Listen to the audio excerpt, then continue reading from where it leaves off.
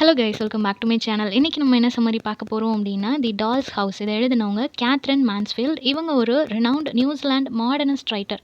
இவங்களோட ரைட்டிங்ஸ் எல்லாமே mostly childhood எக்ஸ்பீரியன்ஸாக இருக்கட்டும், இல்லை rural life style, family relationship, இந்த மாதிரியான விஷயங்கள் எல்லாம் தான் அவங்களோட ஸ்டோரிஸில் வந்து எழுதியிருப்பாங்க. அதே மாதிரி தான் இந்த பர்டிகுலர் ஸ்டோரியுமே எழுதியிருக்கிறாங்க. இது வந்துட்டு 1922 இவங்களோட the garden party and other stories அப்படின்ற கலெக்ஷனில் பப்ளிஷ் ஆயிருக்கு. இதோட செட்டிங் அப்படின்னு பார்க்கும்போது நியூசிலாண்டோட சோஷியல் லைஃப் எப்படி இருக்குது, பீப்புளோட மைண்ட் செட் என்ன மாதிரி இருக்குது அப்படின்றத சொல்லியிருப்பாங்க. பர்டிகுலர்லி அவங்களோட சைல்ட்ஹுட் டேஸில் நிறைய கிளாஸ் கான்ஃப்ளிக்ட்ஸ் எல்லாம் இருந்திருக்கு. ஓகேவா, ஒர்க்கிங் கிளாஸ் ஃபேமிலிஸ் அப்படின்னா அவங்கள ஒரு மாதிரி, வெல்த்தி ஃபேமிலிஸ் அப்படின்னா அவங்கள ஒரு மாதிரி ட்ரீட் பண்ணிட்டு இருந்திருக்காங்க. ஸோ அந்த டிஃப்ரெண்ட் கைண்ட்ஸ் ஆஃப் பிஹேவியர்ஸை வந்து இதில் பாயிண்ட் அவுட் பண்ணியிருப்பாங்க. ஒரு லீனியர் ஸ்ட்ரக்சரில் தான் இருக்குது. ரொம்ப சிம்பிளான ஒரு ஈவெண்ட் மூலமாக ஒரு டீப் மீனிங்கை வந்து கன்வே பண்ணியிருப்பாங்க. ஸோ கேரக்டர்ஸ் பார்த்துடலாம். கெய்ஸா பர்னல் அப்படின்றவங்க வந்துட்டு ஒரு யங்கஸ்ட் பர்னல் சிஸ்டர். ஓகேவா, இவங்க ரொம்பவே கைண்ட் அண்ட் ஆல்சோ சென்சிட்டிவான ஒரு கேர்ளாக இருப்பாங்க. இசபெல் பர்னல்ன்றவங்க யங்கஸ்ட் சிஸ்டர். இந்த இசபெல் வந்துட்டு எப்போவுமே சோஷியல் அட்டென்ஷனுக்கு ரொம்ப இம்பார்ட்டன்ஸ் கொடுக்கக்கூடிய ஒரு பர்சனாக இருப்பாங்க.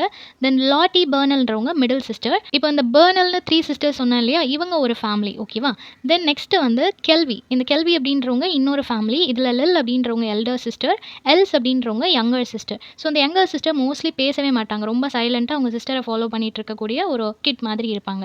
தென் ஆண்ட் பேர்ல் அப்படின்றவங்க வந்துட்டு இந்த பர்னல் சிஸ்டர்ஸ் பார்த்தோம் இல்லையா, அவங்களோட ஆண்ட் ரொம்பவே ஸ்ட்ரிக்ட் அண்ட் ஆல்சோ ப்ரௌடான ஒரு ஆண்ட்டாக இருப்பாங்க. சோஷியல் கிளாஸ் டிஃப்ரென்ஸில் ரொம்ப கான்ஷியஸாக இருக்கக்கூடிய ஒரு லேடி. தென் மிஸ்ஸஸ் பர்னல் அப்படின்றவங்க அந்த பர்னல் சிஸ்டர்ஸோட mother. Then finally Mrs Hay. இந்த பர்சன் வந்துட்டு இந்த பர்னல் ஃபேமிலிக்கு ஒரு கிஃப்ட் கொடுப்பாங்க. அந்த கிஃப்ட் மூலமாக தான் இந்த ஸ்டோரி ரன் ஆகிற மாதிரி இருக்கும். ஓகேவா, ஸோ சம்மரி பார்த்துடலாம். எப்படி ஸ்டார்ட் பண்ணுறாங்க அப்படின்னா, இப்போ நியூசிலாண்டில் வந்து இந்த பர்னல் ஃபேமிலி இருக்கிறாங்க. அவங்களுக்கு மிஸ்ஸஸ் ஹே வந்து ஒரு டால் ஹவுஸ் கிஃப்ட் பண்ணுறாங்க. ஓகேவா, ஸோ இந்த டால் ஹவுஸ் அப்படின்றது நார்மலாக சின்ன பிள்ளைங்க விளையாடுற மாதிரி கிடையாது. ரொம்ப கலர்ஃபுல் அண்ட் ஆல்சோ பிரைட்டான பெயிண்ட் எல்லாமே அதுக்கு அடிச்சு ரொம்ப கேர்ஃபுல்லாக அதில் ரூம்ஸ் அண்ட் கிச்சன் எல்லாமே டிசைன் பண்ணியிருக்கிறாங்க. ஒரு பெரிய ஹவுஸ் மாதிரி இருக்குது. ஓகேவா, ஸோ அதில் ஃப்ரெஷ் பெயிண்ட் பண்ணியிருக்கிறதுனால அந்த பெயிண்டோட ஸ்மெல் ரொம்பவே ஸ்ட்ராங்காக இருக்குது. அதனால குழந்தைங்களுக்கு எதுவும் ஆயிடக்கூடாது அப்படின்னு சொல்லிட்டு மிஸ்ஸஸ் பர்னல் என்ன சொல்கிறாங்க அப்படின்னா, குழந்தைங்க கிட்ட இதை வந்து கோர்ட் யார்டில் வைங்க, அந்த ஸ்மெல் எல்லாம் போனதுக்கப்புறமா வீட்டுக்கு எடுத்துகிட்டு வரலாம் அப்படின்னு சொல்கிறாங்க. ஸோ கோர்ட் யார்டில் இப்போ அந்த டால் ஹவுஸை வச்சிருக்கு. அந்த டால் ஹவுஸை பார்த்த உடனே 3 சிஸ்டர்ஸ்க்கும் அவ்வளோ சந்தோஷம். ஏன்னா ரொம்ப பியூட்டிஃபுல்லாக இருக்குது. அங்கே இருக்கக்கூடிய மினியேச்சர் ஃபர்னிச்சர்ஸ் ஒர்க்காக இருக்கட்டும், டெக்கரேஷன்ஸாக இருக்கட்டும், எல்லாமே ரொம்ப டீட்டெயிலாக அந்த ஒர்க் பண்ணியிருக்கிறாங்க.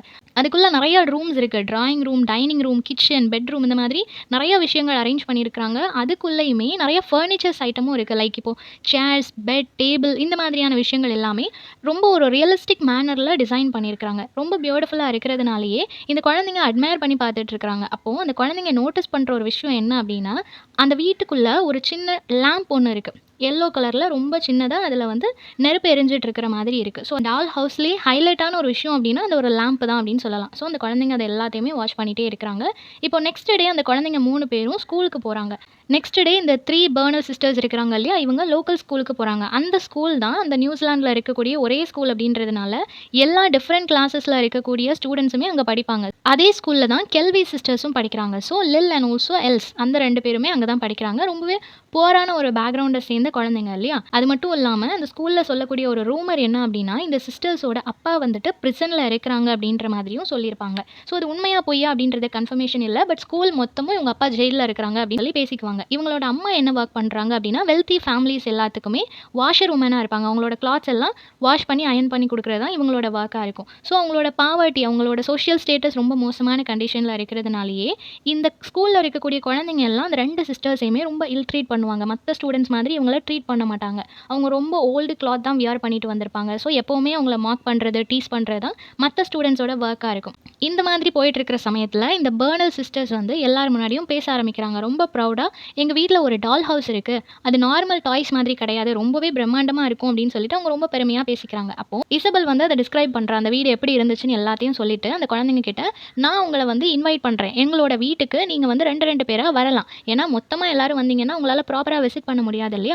அதனால நீங்கள் வந்து குரூப்பாக பிரிஞ்சு எங்களோட வீட்டுக்கு வந்து நீங்கள் அந்த டால் ஹவுஸை விசிட் பண்ணலாம் அப்படின்ற மாதிரி இன்வைட் பண்ணுறாங்க. எல்லா குழந்தைங்களும் ரொம்ப ஆர்வமாக இருக்கிறாங்க. வீட்டுக்கு வரோம் அப்படின்னு சொல்லி அக்செப்ட் பண்ணிக்கிறாங்க. இப்போது ஒருத்தராக அவங்க வீட்டுக்கு போய் பார்க்கவும் செய்கிறாங்க.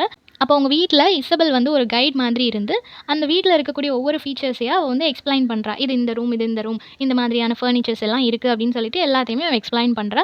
இசபெல் வந்து அந்த வீட்ல இருக்கக்கூடிய மத்த ஃபீச்சர்ஸ் எல்லாத்தையும் சொல்லிட்டு இருந்தாலும், கேலியா வந்துட்டு அங்க இருக்கக்கூடிய அந்த ஸ்மால் லேம்ப பார்த்துட்டே இருக்கிறா. அதுதான் இந்த வீட்ல இருக்கக்கூடிய மோஸ்ட் வண்டர்ஃபுல் திங் அப்படின்னு சொல்லிட்டு அவ நெனச்சிட்டு இருக்கிறா. இப்போ அந்த குழந்தைங்க எல்லாருமே ரொம்ப சந்தோஷமா விசிட் பண்ணிட்டு இருக்காங்க. இப்போ இந்த இன்விடேஷன் இவங்க கிளாஸ்லயே அந்த கெல்வே சிஸ்டர்ஸ்க்கு மட்டும் குடுக்கப்படல. ஏன் அப்படின்னா, அந்த ஸ்கூல்ல இருக்கக்கூடிய எல்லா குழந்தைங்களோட mother and also other adults இருப்பாங்க இல்லையா? எல்லாருமே இத வந்து ஃபாலோ பண்ணக்கூடிய ஒரு விஷயம். லோ கிளாஸ் குழந்தைங்க கிட்டயோ, லோ கிளாஸ்ல இருக்கக்கூடிய ஃபேமிலீஸ் கிட்டயோ நம்ம பேசக்கூடாது அப்படின்ற மாதிரி சொல்லியே வளர்க்கறதுனால, அந்த குழந்தைங்களும் அத ஃபாலோ பண்றாங்க. அதே மாதிரியான ஆட்டிட்யூட் தான் உங்க ஸ்கூல்லயும் அவங்க அம்மா, அப்பா என்ன சொல்லிக் குடுக்குறாங்களோ, அதே மாதிரி தான் ஸ்கூல்லயும் அந்த குழந்தைங்க நடந்துக்குது. இப்ப எல்லாரும் அந்த டால் ஹவுஸ விசிட் பண்ணதுக்கு அப்புறமா, கிளாஸ் ரூம்ல எல்லாரும் அந்த டால் ஹவுஸ பத்தி பேசிட்டு இருக்காங்க. எப்படி இருந்துச்சுன்னு சொல்லிட்டு எல்லாரும் பேசிட்டு இருக்கும்போது, இந்த கெல்வே சிஸ்டர்ஸ் மட்டும் மெதுவா அவங்க என்ன பேசுறாங்க அப்படின்றத கேட்டுட்டு இருக்காங்க. அப்போ ஒரு கிளாஸ்மேட் என்ன பண்றாங்க அப்படின்னா, இவ ஒட்டு கேட்கிறத தெரிஞ்சுட்டு, அவள வந்து ரொம்ப டீஸ் பண்றாங்க. லில்க்கு வந்து ரொம்ப கஷ்டமா போச்சு. ஸோ அந்த சிச்சுவேஷன மேனேஜ் பண்றதுக்காக நம்ம ரொம்ப ஆக்வர்டா ஒரு ஸ்மைல் பண்ணுவோம் இல்லையா? நமக்கு அந்த சிச்சுவேஷன்ல நம்மள மாக் பண்றாங்க அப்படின்னா, சிரிக்கவே தோணாது. பட் சிரிச்சுட்டு சமாளிச்சு போகணும்னு நெனைப்போம் இல்லையா? அந்த மாதிரி ஒரு ஆக்வர்டா ஒரு ஸ்மைல் பண்ணிட்டு, பொலைட்டா ஆன்சர் பண்ண ட்ரை பண்ணும்போது, அவங்க எல்லாருமே இவள ரொம்ப மார்க் பண்றாங்க.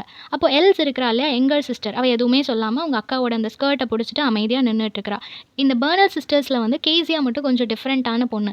அவளுக்குள்ள சிம்பத்தி நெறையவே இருக்கும். இந்த ஒரு கிளாஸ் டிவிஷன் எல்லாம் அவளுக்கு பிடிக்கவே செய்யாது. எல்லாரையும் ஒண்ணு போல ட்ரீட் பண்ணணும்னு சொல்லி அவ ஆசைப்படுவா.